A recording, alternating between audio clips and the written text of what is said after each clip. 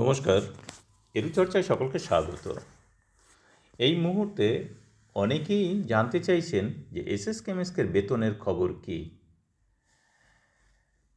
তো আমরা জানি যে এসএস কেমিস্টের বেতন মাঝের একটা সময়ে বেশ 2-3 তারিখ বা 4 তারিখের মধ্যে হয়ে যেত ম্যাক্সিমাম, কিন্তু এই কয়েক মাস যাবৎ দেখছি যে মাসের 15 তারিখ পেরিয়ে গিয়েও বেতনের কোনো খবর হয় না। কেন হয় না, কী খবর, সেটা কিন্তু ভগবান জানে বা ঈশ্বর জানে বা আল্লাহ জানে। আমরা এখনও পর্যন্ত ক্লিয়ার করে জানতে পারছি না। আমি এখন আপনাদেরকে শিক্ষক নেতৃত্ব তাদের দু একটি কথা শোনাই, তাহলে আপনারা বুঝতে পারবেন।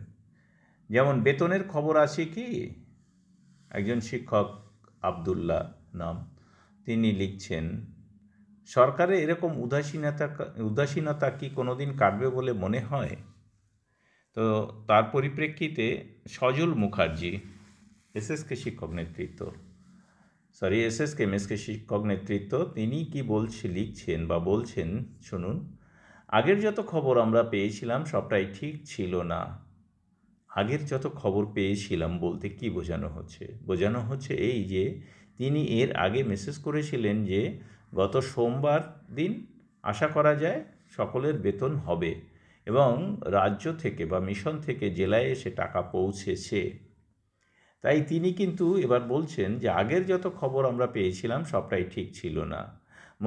মোদ্দা কথা, রাজ্য সরকারের কাছ থেকে আজ পর্যন্ত মিশন টাকা পায়নি, এই পর্যন্ত খবর পেয়েছি।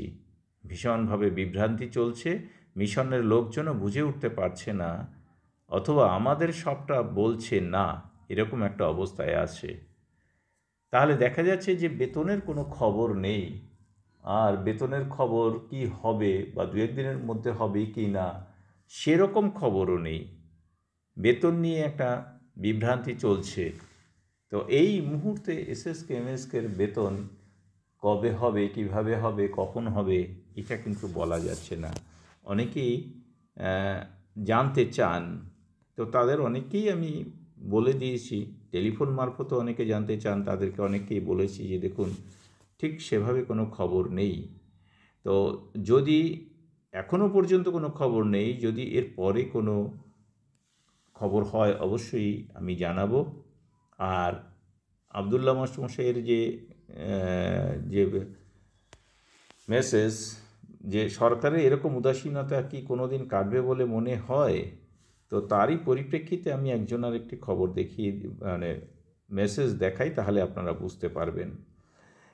সৌমিত্র গাঙ্গুলি, তিনি একটি মেসেজ করেছেন, আজ TV9 নদিয়া জেলার একটি এসএসকে বন্ধ হয়ে গেছে সহায়িকা না থাকার কারণে।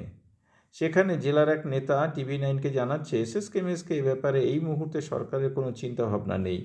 এরপরও যারা বেতন বৃদ্ধি বা ইপিএফ ও অন্য উন্নয়নের কথা বলেন তারা কিভাবে বলেন। তো এই বিষয় নিয়ে আমি আবার পরবর্তীকালে না হয় আলোচনা করব। এখনো পর্যন্ত তাহলে সকলে ভালো থাকুন, সুস্থ থাকুন, এবং অবশ্যই এসএসকেএমএসকের উন্নতি হোক এই নিয়ে চিন্তাভাবনা করুন।